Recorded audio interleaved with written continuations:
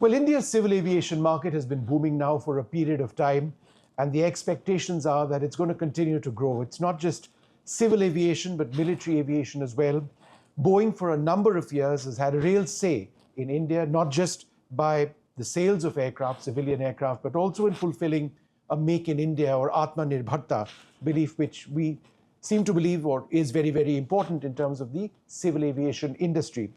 But what is the road ahead? There are lots of challenges as well. I'm joined by a very special guest, Dr. Brendan Nelson, President of Boeing Global. Thanks, Dr. Nelson, very much for being with us. I must ask you about the larger scenario in the world presently. I mean, we are in a war. Civil aviation has been badly impacted. There are thousands of flights which have been cancelled. As a broader civil aviation concern, what does this moment represent? Well, thank you very much, Vishnu. And of course, leaving aside the impact on the aviation industry, of course, this is a tragedy for many Iranians, for people that are living in the Middle East, and let us hope this comes to an end sooner rather than later. As far as the aviation industry is concerned, ours is the most interconnected in the world. We are 4% of global GDP. We're about $4 trillion worth of economic activity a year. We employ 87 million people. And what happens in one part of the world, in this case an event right across the Middle East, has global consequences. Indians themselves, of course, are directly impacted because of the necessity to travel often through the Middle East. The sooner this comes to an end, the less impactful it will be in a negative sense for the industry. But at the moment, we see that airlines are either not able to fly or having to avoid airspace in the Middle East. A lot of aircraft are stranded, so to speak, around the world, and we're doing everything we possibly can to support those customers. But the longer that it goes on, the more detrimental it will be to the industry. Yeah, because airlines are taking a financial hit, no two ways about it. If you aren't flying, you aren't essentially earning. And so therefore, is it your concern that the longer this lasts, financially, it's going to hit airlines to a point where prospective orders may be cancelled or delayed? Well, I wouldn't speculate on that at this stage, Vishnu, but certainly it is and will have a negative impact on the earnings of the airlines that are directly impacted, and the longer that it goes on, the more significant that impact will be. In terms of what impact it might have on orders for planes in the longer term, it's not something I wish to speculate on. At the moment, we have very, very strong demand for our commercial aircraft products and our defence products, and our order books are full out to the end of this decade, and our delivery slots for our 737s and our 787s start in 2030, 2031. And so that's a reflection of the demand there is at the moment, and I don't expect to see any softening of that in the near or medium term. I think there's a great hunger to receive your aircraft faster. And I think delays in certification of the 777X has set back airlines, including Air India, to a certain extent. They wanted the planes sooner than later. Where do you now stand with that certification? Well, this, of course, is in the hands of the FAA. We've had some major milestones that we've met in the certification process for the 777X. Type Inspection Authorisation 3 occurred late last year, and that has opened up quite a lot of the certification process that will take us through to the end of this year. We expect to see certification toward the end of 2026, and we're forecasting deliveries early in 2027. But of course, this is in the hands of the FAA. And what about your latest sort of dates or prospective dates that you have in mind for this registration period or certification period to come to an end for you to be able to start delivering the aircraft, the 777X? Well, as soon as the aircraft is certified, we will do the first deliveries shortly after that. And we also have our 737 variants, our 737-7, 737-10. We're well advanced in the certification process on those two aircraft, and we're working to a schedule to have both of them certified again this year.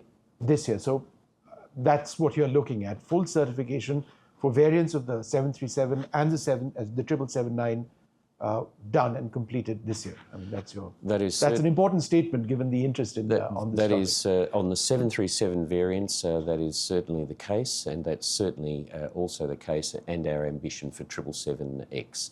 But again, it's quite a detailed, fastidious process, as it should be, and we work very closely with the FAA, and the FAA will make its determination when it's ready. Supply chain issues affect aircraft manufacturers around the world. For example, seats, business class cabins, the retrofit of existing aircraft. Is this a real constraint going forward?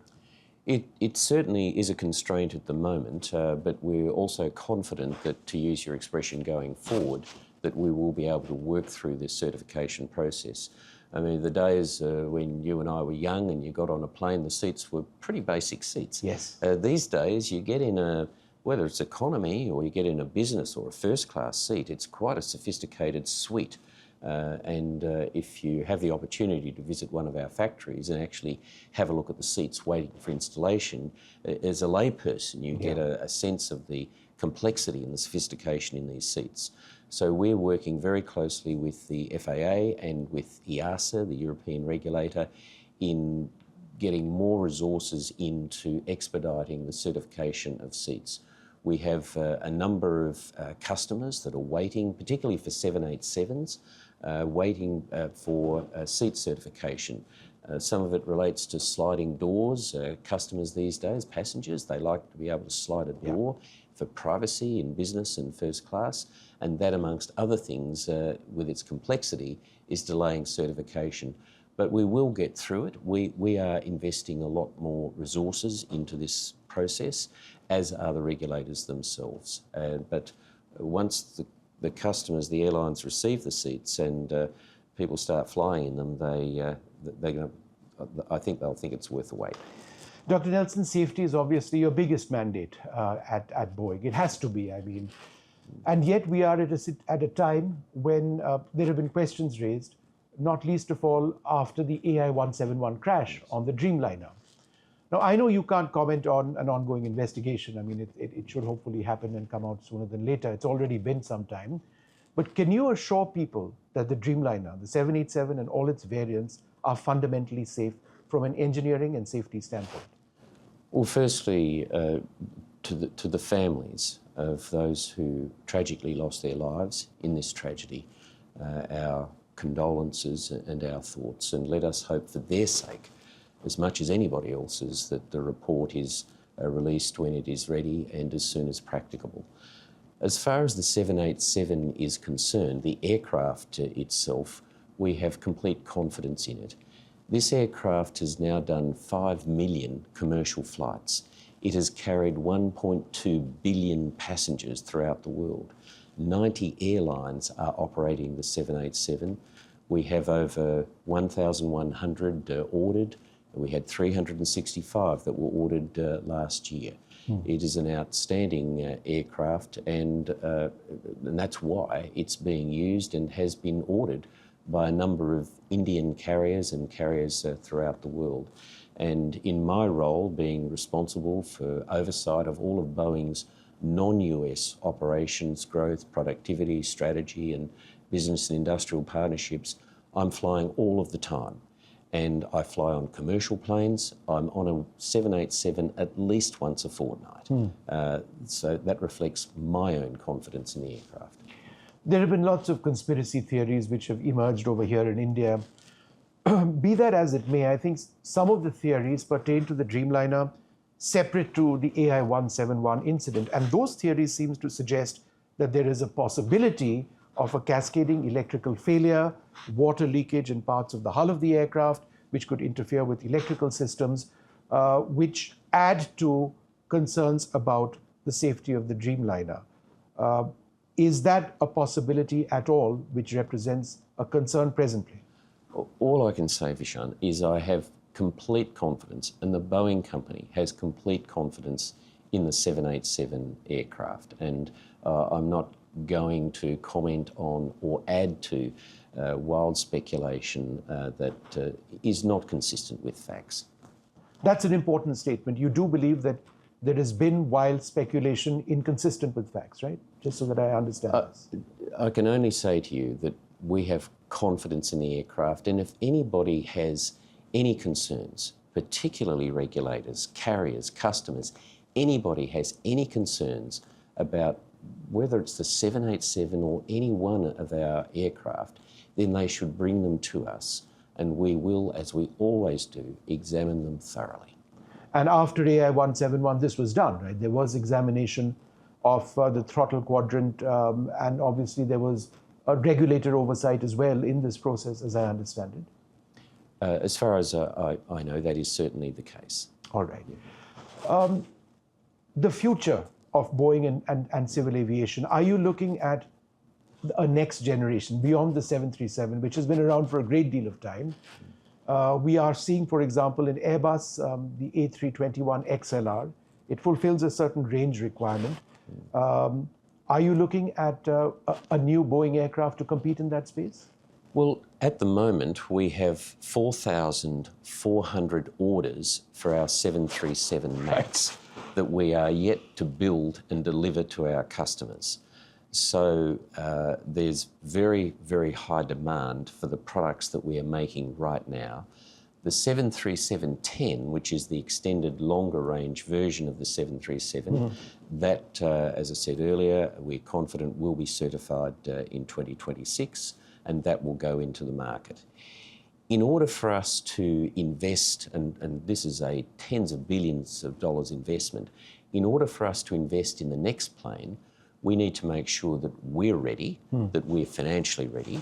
Secondly, we need to make sure the technology is ready. So in order to bring another plane into the marketplace, we need at least 25, perhaps 30% efficiency gain in terms of fuel consumption, greenhouse gas emissions and other things to make it ready. And we need to make sure the market is ready. And at the moment, the market is waiting for and having ordered record numbers of our existing plane. Of course, we're thinking and investing now in the technologies that will go into the next plane, which the Boeing company does make. We're also looking at very carefully, strategically at our supply chain in the United States and in other markets that would support the next plane. But we are not ready, the market's not ready, and the technology's not ready yet. Dr. Nelson, a couple of years ago, there was that very unfortunate incident involving two Boeing 737 MAX aircraft. The aircraft was grounded, tests were conducted, there was several regulators were involved in that process. The aircraft is up flying again. There have also been in the past whistleblowers on the 787 program expressing concern. How, in light of this, over the last several years, has Boeing got much more safety protocols to ensure that it's all right, the aircraft are good to go? I'd say to you, the Boeing company today is a different company from what it was 10 or 15 years ago. And there has firstly been a major cultural change in the company. We discussed earlier the production rates of our planes. We dropped the production rate substantially, particularly on 737, to make sure that we get safety and quality right. We've invested very, very heavily in the training of our workforce. Thousands of hours of more training, millions of dollars of investment in training, tools and equipment. We've applied artificial intelligence, amongst other things, to simplifying protocols in the production process. We've also worked very closely with our suppliers in improving the quality and reducing the defects in components that are coming into our factories. We've introduced a safety management system. We applied 6 key performance indicators to the production rates of all of our planes, which is employee proficiency and their training, the stability of the supply chain, the performance of our ticketing when the planes come off the production line. And the most important thing that's happened is we changed our CEO in August 2024. Kelly Ortberg came in and he said the number one priority for our company is to change our culture. And so today we have values and behaviours. We worked with our own workforce to define what are our fundamental values and behaviours. And in those 5, the number 1 is safety and quality. And the performance of our employees is judged not just on getting a job done, but how you get it done. Do you collaborate respectfully with other people? Do you put the interests of the customer first and ahead of our own? And a variety of other things. And it's quite a cultural change. The company is turning. You're quite right to remind me from where we come. And with those 2 MAX tragedies that we had, there's been major re-engineering of the aircraft. And today the 737 MAX is carrying 1 million passengers every day. 80 airlines are flying the aircraft, and as I said, we've got orders for 4,400. A final question or two. The India market is huge. The demand is huge as well. What works well, according to the Indian government, is Atmanirbharta, as we call it, or self-sufficiency. Yeah. And Boeing has been doing this in India. You've got excellent partners. You've been building components of aircraft. And that helps establish an ecosystem of people in our country, in my country, who are skilled to produce components at a very high level. What are your plans for India, and how do you see this market expanding? Well, you've answered the question in the question. Yeah, I sort of figured I did halfway through it. So, I like the person who answers the question in the question. You're right. The biggest presence that the Boeing company has outside the United States is in India. This is an emergent superpower. This is a country, great nations are built on great confidence, and India has just that. We have the largest maintenance, repair and overhaul presence in India of any large original equipment manufacturer.